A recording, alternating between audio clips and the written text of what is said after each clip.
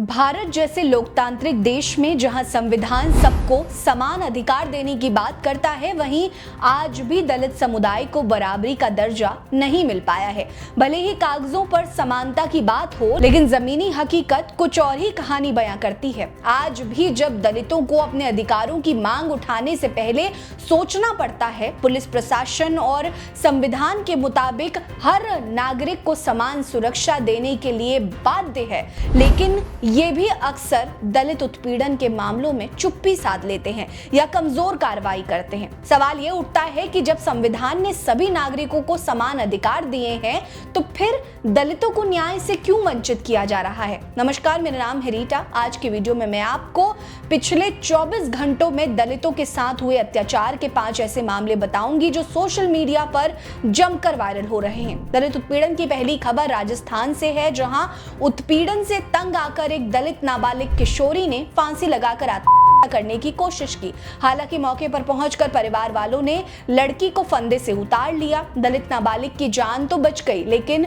उसकी हालत काफी गंभीर बनी हुई है। दरअसल ये घटना राजस्थान के डिडवाना कुचामन जिले के दौलतपुर गांव की है, जहां 29 जुलाई की देर रात कुछ दबंग एक दलित के घर में घुस गए। मनुवादी दबंगों ने न केवल परिवार वालों के साथ मारपीट की, बल्कि परिवार की महिलाओं के साथ अश्लील हरकतें भी की। इस घटना के खिलाफ परिवार वालों ने थाने में एफआईआर भी दर्ज कराई, लेकिन जब कई दिन बीत जाने के बाद भी कोई कार्रवाई नहीं हुई, तो परिवार की एक दलित किशोरी ने आहत होकर फांसी लगा लिया। परिजनों ने तुरंत किशोरी को फंदे से उतारा और बागड़ जिला अस्पताल पहुंचाया, लेकिन नाबालिग की हालत को देखते हुए उसे सीकर अस्पताल रेफर कर दिया गया। पीड़ित दलित परिवार ने पुलिस वालों पर आरोप लगाया कि आरोपियों के खिलाफ कोई उचित कार्रवाई करने के बजाय पुलिस उल्टा उन पर ही दबाव बना रही है कि वो मामले को रफा दफा कर दे। इस मामले में पीड़ित दलित परिवार की महिला गीता देवी लगातार थाने के और एसपी ऑफिस के चक्कर लगा रही हैं और कार्रवाई की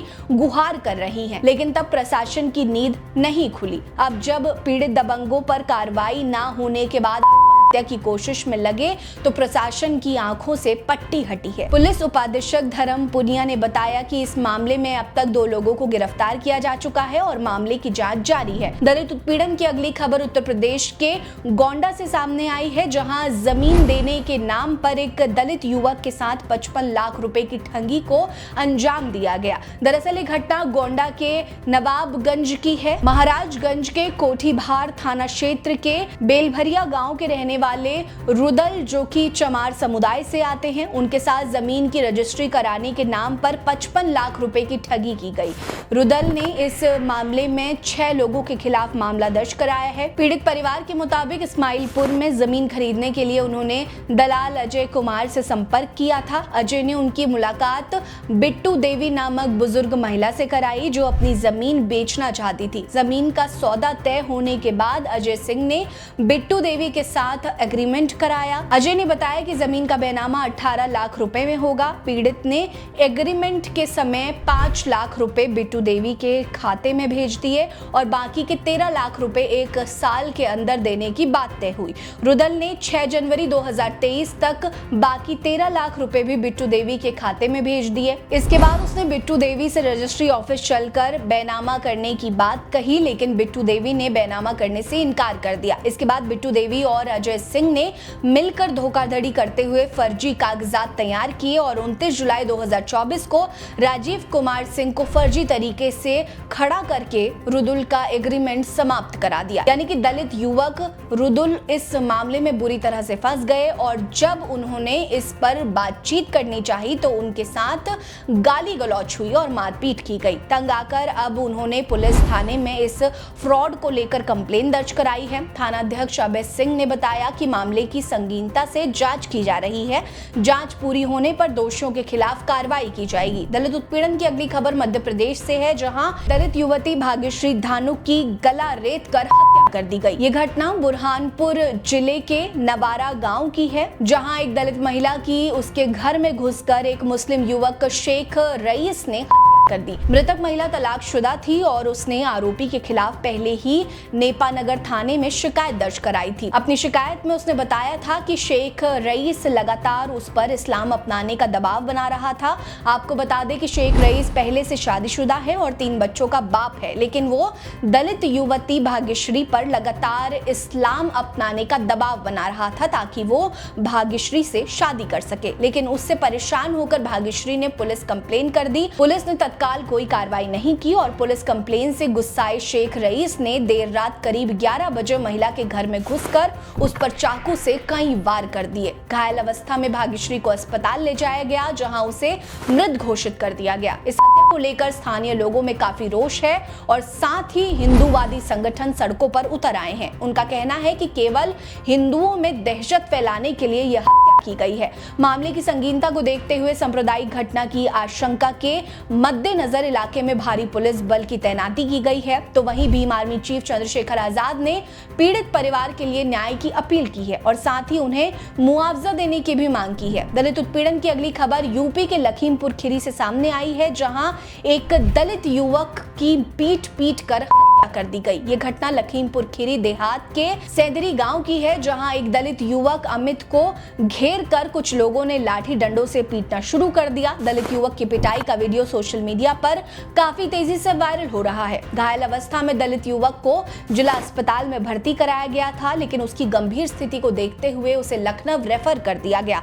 लखनऊ पहुंचने से पहले ही रास्ते में ही अमित ने दम तोड़ दिया। घटना 2 अगस्त की है। दलित युवक अमित की मौत से गुस्साए परिवार वालों ने सैदरी बाईपास पर चक्का जाम करके आरोपियों के खिलाफ सख्त कार्रवाई की मांग की है। 4 अगस्त को अमित की पिटाई का वीडियो सोशल मीडिया पर वायरल हुआ, जिससे लोगों में गुस्सा और ज्यादा बढ़ गया है। पुलिस की माने तो ये मारपीट पुरानी रंजिश के कारण हुई थी। तो वहीं परिवार वालों ने स्थानीय पुलिस पर आरोप लगाते हुए कहा कि पुलिस वालों ने घायल अमित को जानबूझकर थाने में बिठाए रखा और जब हालत बिगड़ने लगी तो अस्पताल भेजा गया और उसकी मौत हो गई। घर वालों ने दोषियों के खिलाफ कार्रवाई की मांग करते हुए शव का अंतिम संस्कार करने से इनकार कर दिया है, लेकिन प्रशासन के आश्वासन के बाद यह अंतिम संस्कार किया गया। अब तक इस मामले में 4 लोगों को गिरफ्तार किया जा चुका है। अगली खबर केरल से है, जहां महिलाओं और SC/ST वर्ग के फिल्म निर्माताओं के लिए मिलने वाले सरकारी अनुदान को लेकर बवाल मचा हुआ है। दरअसल वरिष्ठ फिल्म निर्माता अदूर गोपालकृष्णन ने इस मामले पर ऐसी टिप्पणी कर दी जिसने और गुस्सा भड़क चुका है। इस मामले को लेकर उनके खिलाफ दलित कार्यकर्ता SC/ST आयोग में शिकायत की। दीनू वयेल ने कहा कि अदूर